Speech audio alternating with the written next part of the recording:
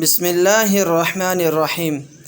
السلام علیکم دوستو، ہماری آج کی ویڈیو ہمارے پیارے نبی حضرت محمد مصطفیٰ احمد مجتبیٰ خاتم الانبیاء صلی اللہ علیہ وعلی آلہ وسلم پر جمعہ کے دن کثرت سے درود شریف پڑھنے کے بارے میں ہے۔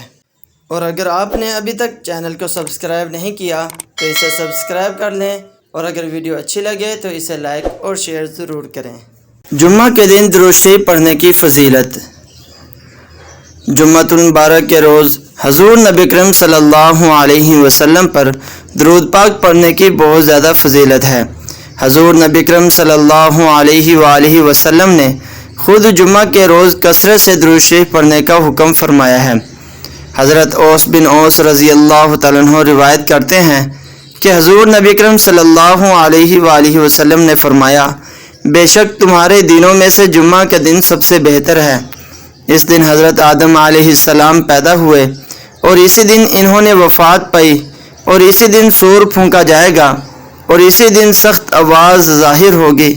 پس اس دن مجھ پر کثرت سے درود بھیجا کرو، کیونکہ تمہارا درود مجھے پیش کیا جاتا ہے۔ اس پر صحابہ کرام رضی اللہ عنہم نے عرض کیا کہ یا رسول اللہ، ہمارا درود آپ کے وصال کے بعد آپ کو کیسے پیش کیا جائے گا، جبکہ آپ کا جسد مبارک خاک میں مل چکا ہوگا؟ تو آپ صلی اللہ علیہ وآلہ وسلم نے فرمایا، بے شک اللہ عز و جل نے زمین پر انبیاء کرام علیہم السلام کے جسموں کو کھانا یا کسی بھی قسم کا نقصان پہنچانا حرام کر دیا ہے۔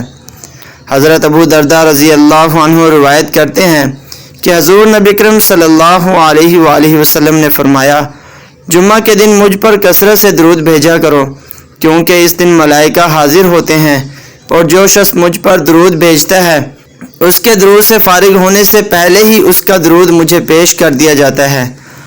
حضرت عبداللہ بن عباس رضی اللہ عنہما روایت کرتے ہیں کہ حضور نبی اکرم صلی اللہ علیہ وسلم نے ارشاد فرمایا، روشن رات اور روشن دن، یعنی جمعہ کی رات اور جمعہ کے دن اپنے نبی پر کثرت سے درود بھیجا کرو۔ یا رب صلی وسلم دائما ابدا علی حبیبک خیر الخلق کلہم۔